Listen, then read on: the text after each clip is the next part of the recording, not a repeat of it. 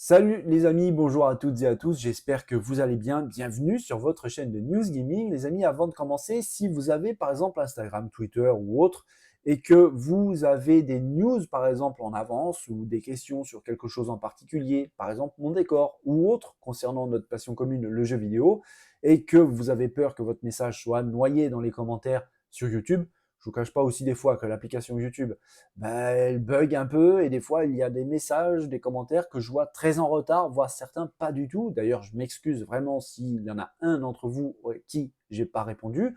Eh bien, venez faire un tour sur Instagram, sur Twitter par exemple. Tous les liens sont en bas dans la barre de description où vous pourrez venir en MP, me demander si je pourrais traiter de telle ou telle news en particulier, si vous avez une question un peu personnelle de tout ce qu'il y a derrière moi ou autre.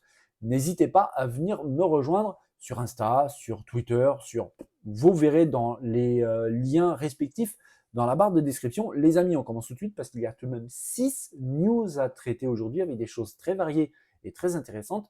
Donc, on démarre tout de suite l'épisode 149 des News Gaming. Les amis, c'est parti.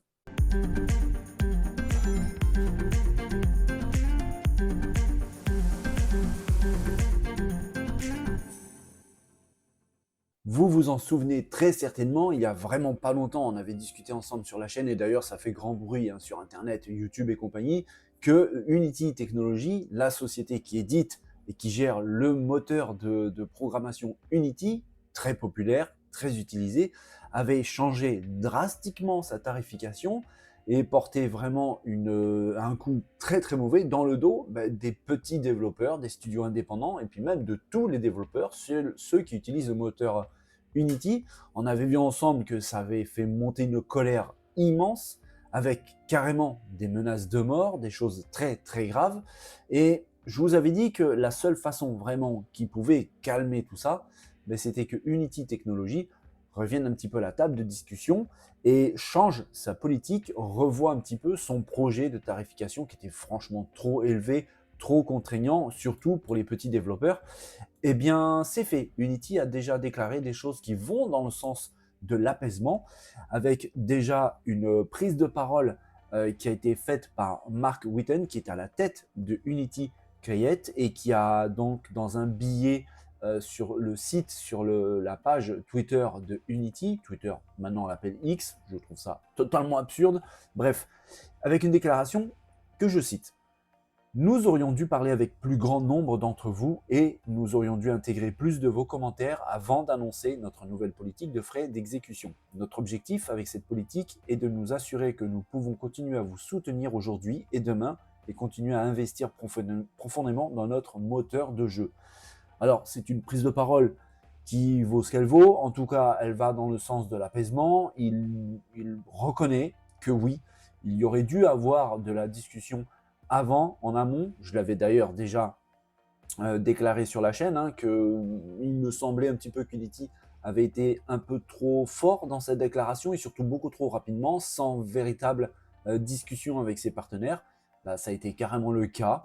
Là, ils regrettent un petit peu cette façon de faire et ils annoncent des grands changements que je vais citer. Il n'y en a pas énormément, mais ce sont des changements majeurs qui vont dans le sens de l'apaisement. Par exemple, Unity Personal, qui est la version de base du moteur, de programmation, lui restera gratuit. Il n'y aura pas de frais en cas d'installation d'un jeu, quel que soit le jeu et quel que soit le nombre d'installations. Ça, c'est pour la version de base, Unity Personal. Un autre point qui a changé, l'obligation d'utiliser l'écran d'accueil Made with Unity, le célèbre splash screen, eh bien, va tout simplement être supprimé. Il n'y aura plus cet écran d'accueil qui fait en gros la publicité au moteur Unity. Il y aura aussi un autre point qui a changé, c'est que aucun jeu dont le chiffre d'affaires sur les 12 derniers mois inférieur à 1 million de dollars ne sera soumis à cette redevance. Ça aussi, ça va dans le sens qui était vraiment important pour les développeurs. Pour Unity Pro et Unity Entreprise, donc les versions plus évoluées, la politique s'appliquera seulement à partir de la prochaine version de Unity, la LTS, qui sera livrée à partir de 2024 et seulement à partir de cette date et au-delà. Les jeux qui sont déjà sortis et sur lesquels les développeurs sont déjà en train de travailler actuellement, donc là avec la version d'Unity d'aujourd'hui, ne sont pas concernés par la nouvelle politique de tarification, à moins de les mettre à jour vers la nouvelle version d'Unity qui sera donc à partir de 2024. Et pour les jeux, eux, qui seront éligibles à ces frais, les développeurs auront le choix entre une part de revenus de 2,5% ou alors un montant calculé sur la base du nombre de nouvelles personnes qui s'engagent dans le jeu chaque mois. C'est beaucoup plus léger, c'est beaucoup plus clair, c'est beaucoup plus simple à comprendre pour les développeurs, pour les petits indépendants. Ça a l'air bien moins contraignant financièrement que ce qui était prévu à la base, parce que j'avais comparé un petit peu les premières tarifications, en tout cas la première ébauche de Unity Technologies, c'était vraiment très très abusé. Là, ça va vraiment dans le sens des développeurs, des éditeurs. C'est une très très bonne chose. Maintenant, malheureusement, je l'avais dit aussi sur la chaîne, j'ai un petit peu peur qu'Unity, avec donc cette décision, avec cette polémique, avec la colère que ça a engendré, c'est peut-être tirer un petit peu une balle dans le pied. Vraiment. Je vous avais dit que même si Unity changeait sa politique, revoyait sa tarification et allait dans le sens des devs, peut-être que la confiance aurait été franchement égratignée, impactée. Bien, il semblerait que ce soit le cas. Je vous avais dit que certains studios réfléchissaient même à arrêter le développement de certains jeux en cours. Là, on a vu Cult of the Lamb. Eh bien, ce studio réfléchissait à basculer sur un autre studio, un autre moteur. Et franchement, il y en a pas mal, des moteurs vraiment très bons, du niveau d'Unity. Sauf que c'était un peu embêtant pour ces studios parce que ils ont mis pas mal de temps pour maîtriser Unity Technology, basculer sur un autre. Même s'il y a des ressemblances, des fois, c'est pas si facile que ça.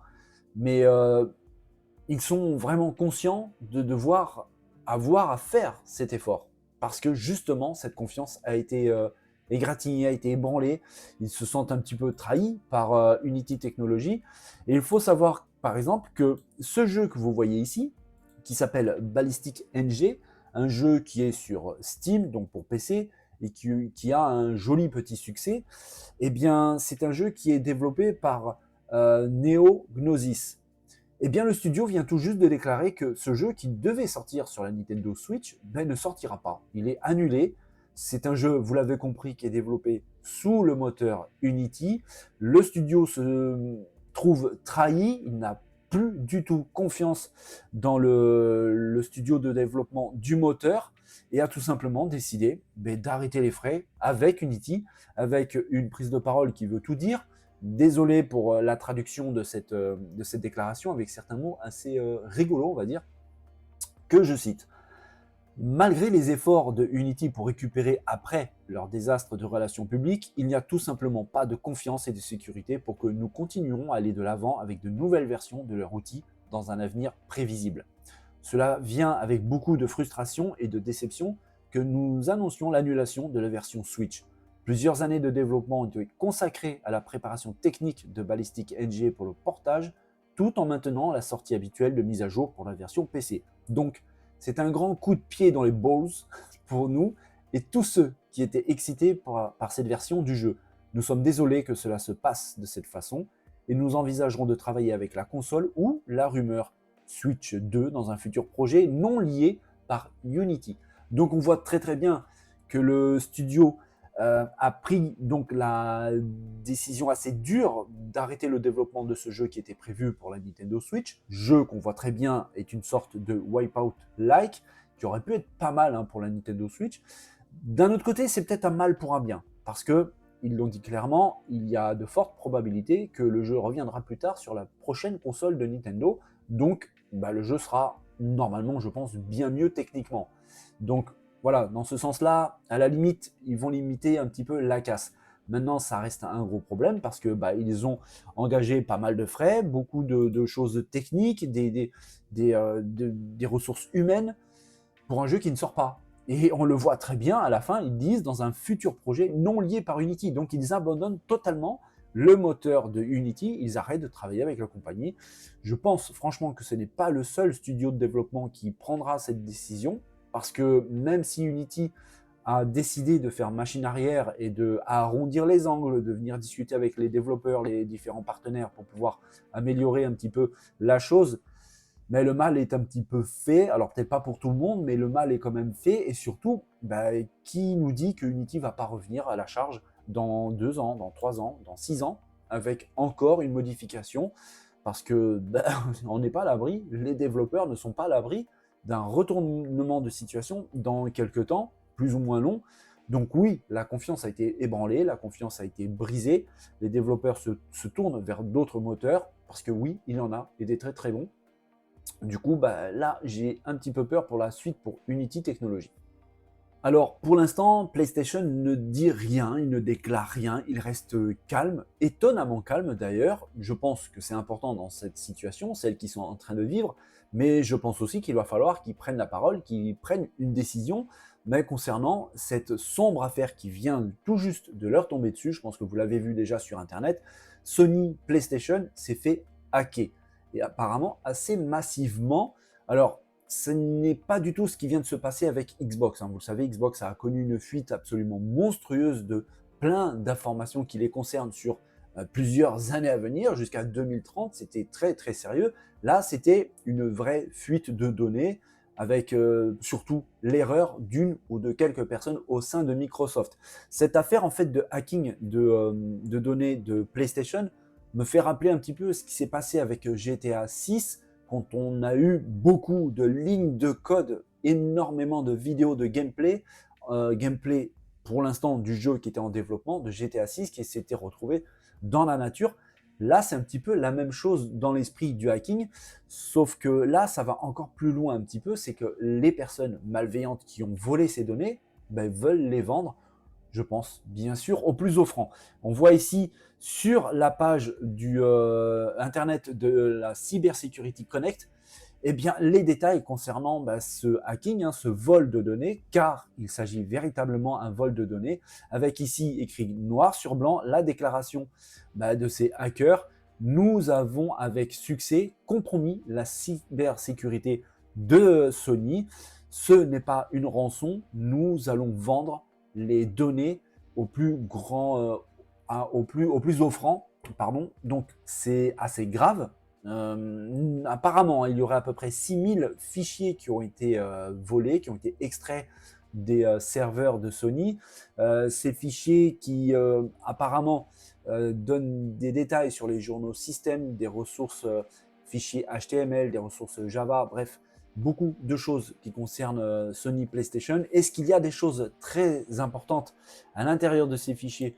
Pour l'instant, c'est pas déclaré. On ne sait pas du tout qu'est-ce que ces hackers ont dans les mains, parce que 6000 fichiers, ça paraît beaucoup, mais le site Cyber Security Connect a tout de même déclaré que c'est relativement peu pour une société aussi importante que PlayStation. Et je suis d'accord avec ça, parce que des sociétés pareilles, normalement, ça va bien plus loin que 6000 fichiers. 6000 fichiers, c'est des fois ce qu'il y a pour un seul jeu. Là, on parle d'une société complète.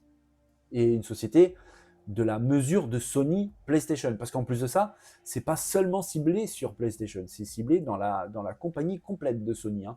Sony fait du téléphone portable à moindre mesure, surtout au Japon. Ils font tout ce qui est optique, appareil photo, caméra. Ils font aussi du cinéma, vous le savez, hein, Sony Pictures, qui fait aussi beaucoup de cinéma. Ça peut toucher donc aussi la branche cinématographique du constructeur japonais. Donc pour l'instant, on ne sait pas en gros ce que ces hackers ont réussi à avoir entre les mains. Peut-être qu'il ne s'agit de rien de très très important. Franchement, 6000 fichiers, ça paraît beaucoup comme je vous ai dit, mais c'est pas non plus gigantesque, c'est pas incroyable. Et peut-être que ces 6000 fichiers sont relativement pauvres en termes de données qui peuvent avoir un intérêt monétaire pour des personnes elles aussi malveillantes qui voudraient en faire acquisition pour pouvoir s'en servir derrière. Donc pour l'instant, il n'y a pas de déclaration de la part de Sony ou de PlayStation.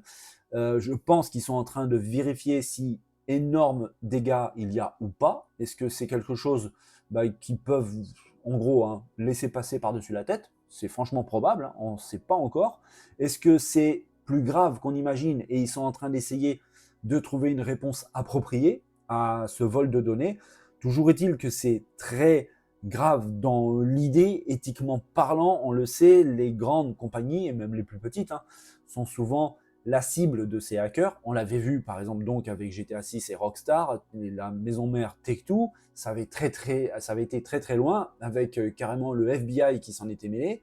On l'a vu là tout récemment avec la fuite de Xbox, ce n'était pas un vol, mais ça fait vraiment énormément de bruit. Maintenant, ça touche un autre géant on va dire, l'amusement, du multimédia, cinéma, jeux vidéo, Sony et donc par extension PlayStation. Est-ce que c'est grave ou pas? Pour l'instant, on n'en sait rien. On attend évidemment une réponse du géant japonais concernant ce vol de fichiers. Est-ce que ça pourrait avoir un impact sur les futures décisions de Sony, sur telle ou telle branche?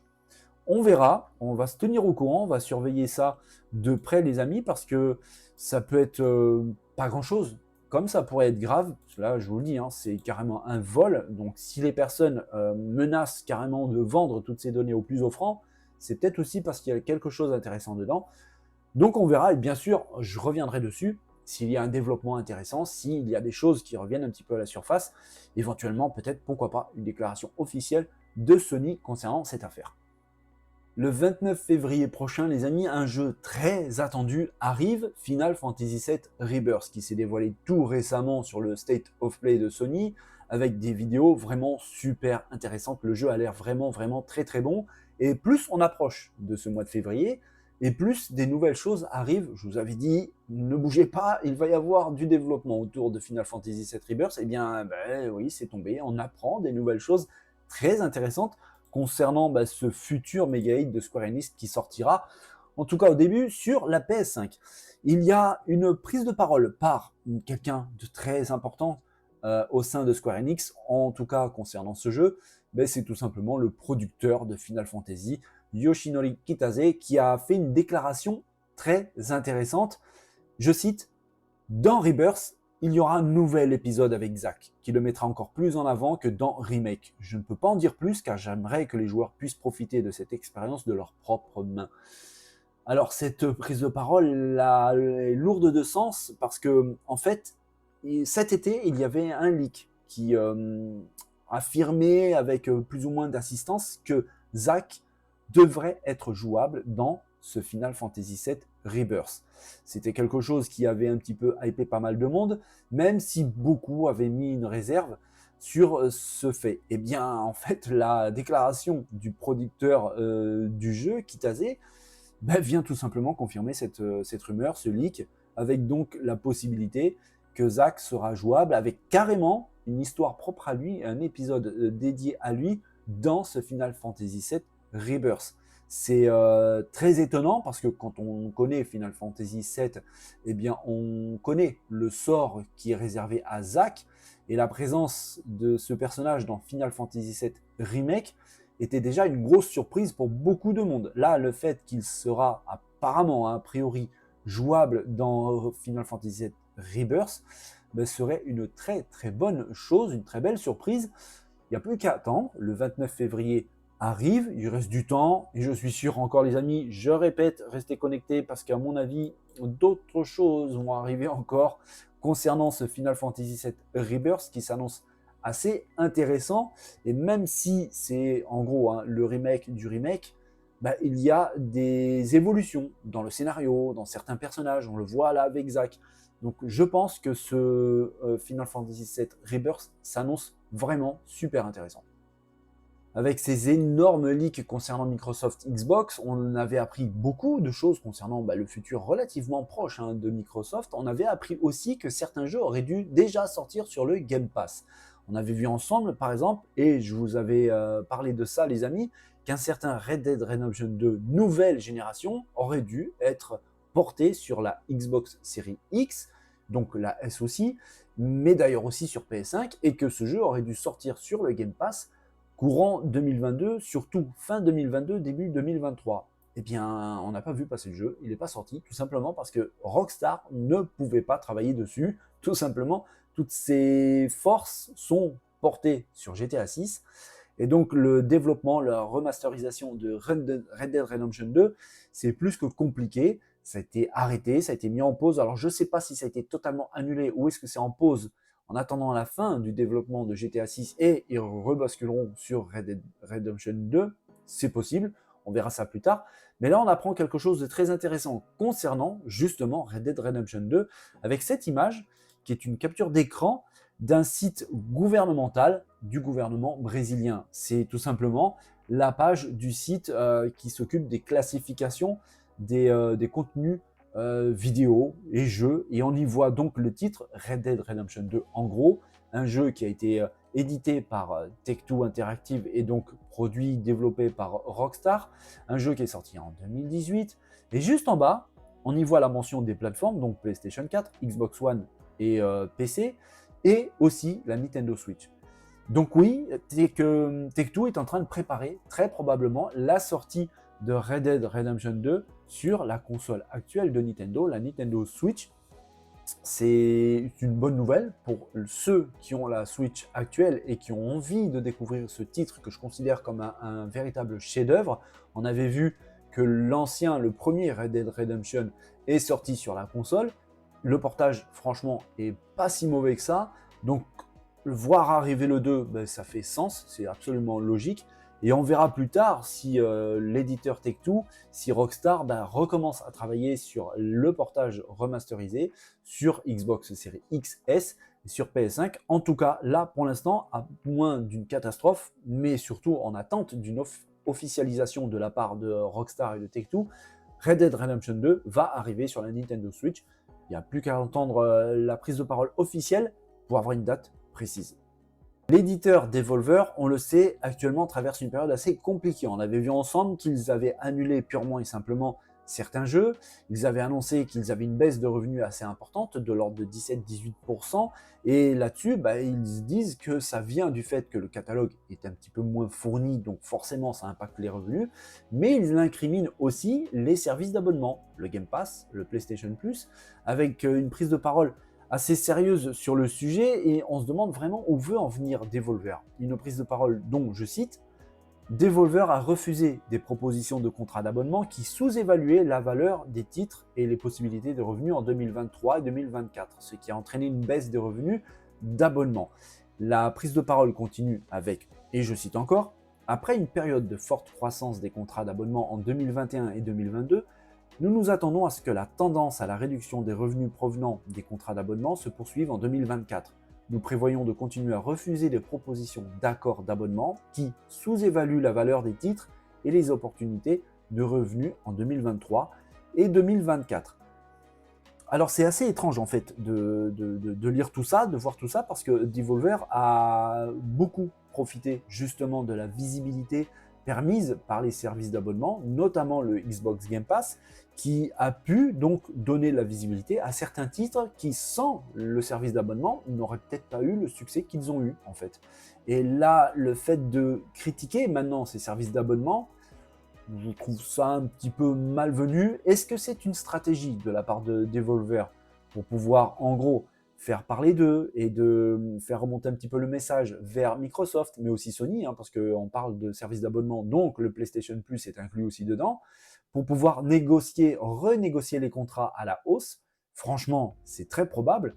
Maintenant, c'est vrai que j'ai vu beaucoup de commentaires sur les internets sur cette affaire, avec beaucoup de commentaires qui vont dans le même sens, où c'est vrai que les jeux Devolver, c'est sympa, mais il n'y en a pas beaucoup en fait qui achèteraient ces jeux. Et que grâce au Game Pass, ils ont pu découvrir ces titres qui, forcément, ils n'auraient jamais acheté dans le commerce. Maintenant, Devolver veut passer par le commerce, on va dire, traditionnel.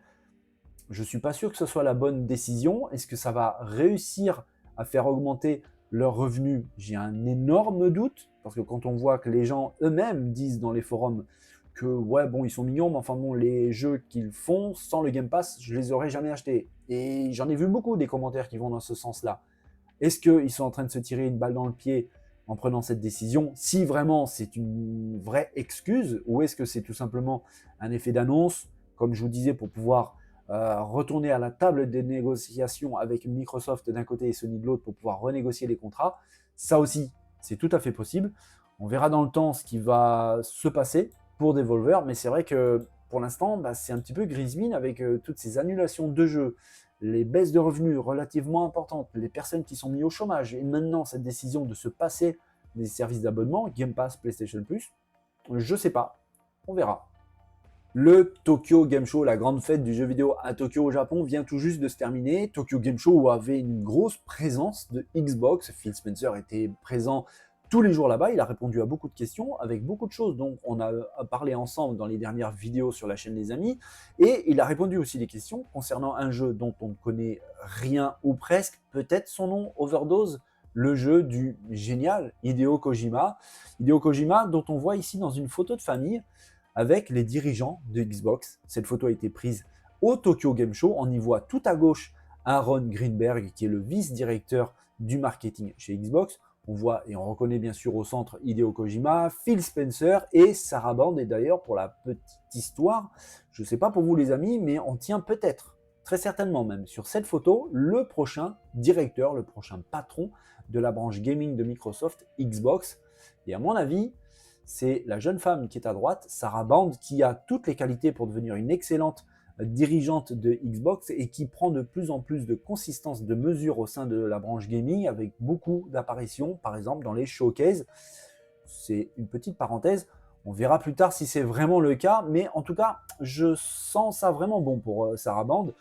On verra plus tard. Mais toujours est-il que Phil Spencer a donc répondu à des questions assez intéressantes concernant le développement de ce jeu d'Hideo Kojima, dont on ne connaît pas grand-chose, voire même pas du tout, enfin rien du tout, avec une prise de parole. Et je cite, « Je pense que le développement du projet se déroule bien jusqu'à maintenant.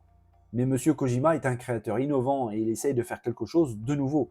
Et je crois qu'il est nécessaire qu'il puisse travailler à la réalisation de sa vision loin des regards. En gros, en clair, laissez-le tranquille. » C'est exactement ce que vient de dire Phil Spencer.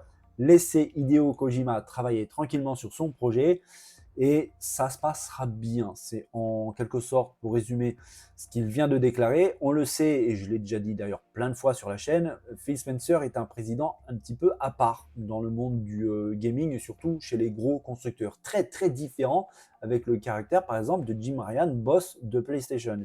Phil Spencer aime beaucoup donner de la liberté à ses développeurs. Alors, ça peut lui jouer en sa défaveur, on l'a vu par exemple avec Redfall, mais ça peut aussi être quelque chose de très positif. On le sait, les développeurs, et j'en ai parlé d'ailleurs sur la chaîne plusieurs fois, sont des personnes très très créatives qui ont besoin de pas mal de liberté pour justement laisser libre cours à cette folie parfois créatrice avec leur imagination qui peuvent être complètement dingue, débordante. Et quand on a un encadrement beaucoup trop serré, ça peut des fois avoir beaucoup de contraintes sur le développement du jeu. Phil Spencer ne travaille absolument pas comme ça. Il les laisse plus ou moins en liberté. Comme je vous ai dit, on a vu l'exemple avec Redfall, des fois, c'est pas en sa faveur, mais c'est tout de même une bonne vision, je trouve, en tout cas, pour le développement des jeux vidéo, qui reste quelque chose de très créatif. Donc ça va dans ce sens-là. Eh bien, il fait exactement la même chose avec Hideo Kojima, pour le laisser tranquille, pour développer son jeu, qui peut-être s'appelle Overdose, on ne sait pas. Toujours est-il qu'il y a pas très très longtemps, Hideo Kojima avait déjà prévenu des choses concernant ce jeu, avec une prise de parole que je cite. C'est un jeu complètement nouveau, un titre que personne n'a expérimenté ou vu apparemment. J'ai attendu très longtemps le jour où je pourrais enfin commencer à le développer. Il faudra peut-être un certain temps, mais j'ai hâte de collaborer avec Xbox Game Studio. Donc on verra vraiment ce qu'il en est de ce titre qui a été refusé par tout le monde. Il y a beaucoup de monde qui a été approché par Hideo Kojima pour pouvoir l'aider à développer et à produire ce jeu, mais il a reçu refus sur refus d'un jeu qui est dans la tête du développeur depuis à peu près 2015-2016. Et il a même déclaré: le projet sur lequel nous travaillons avec Microsoft est un projet auquel je pense depuis 5 ou 6 ans déjà. Le projet nécessitait une infrastructure qui n'avait jamais été nécessaire auparavant. Alors, j'en ai discuté avec beaucoup de grandes entreprises et j'ai fait des présentations, mais elles semblaient vraiment penser que j'étais fou. Ce qui est peut-être un petit peu vrai, monsieur Kojima, entre nous. Mais oui, on apprend en plus que une de ces plateformes, une de ces sociétés, c'était Google avec Stadia, qui n'en a pas voulu. Stadia, on connaît la suite, a fait ses adieux au monde du gaming. Et puis ce titre est resté un petit peu en suspens, sauf que ils ont approché Microsoft. Xbox a été très intéressé. Ils ont vu un petit peu le potentiel, rien que d'avoir Hideo Kojima dans sa bibliothèque sa cause, et ils ont donc fait confiance aux développeurs, et donc le projet a été lancé, qui pourrait, donc je répète, être le fameux jeu Overdose développé par Hideo Kojima. Et à mon avis, il va falloir être très patient pour pouvoir voir ce titre arriver. Est-ce que ce sera pour l'année 2024 plus tard? Est-ce que ce sera pour cette génération de consoles? Possible. On verra. En tout cas, on surveille ça de très près parce que Kojima, forcément, il y a plein de choses qui remontent à la surface dans la nostalgie un petit peu de tout le monde. Et à chaque fois qu'ils sortent un jeu, souvent c'est complètement barré, mais en tout cas, c'est toujours assez incroyable. On arrive à la fin de ce 149e épisode des News Gaming. Comme d'habitude, j'espère que cette vidéo vous a plu. Si vous avez aimé mon travail, n'hésitez pas à rejoindre l'aventure, les amis, avec le bouton abonner juste en dessous. Et puis, lâchez des pouces, les commentaires, les partages. Vous savez quoi faire, vous êtes bien assez grand. Et depuis le début de cette aventure, vous gérez ça de main de maître. Les amis, portez-vous bien. Prenez soin de vous, n'oubliez pas de vous amuser. On se revoit très vite sur la chaîne pour un nouvel épisode des News Gaming. Bonne journée à tous, bye bye.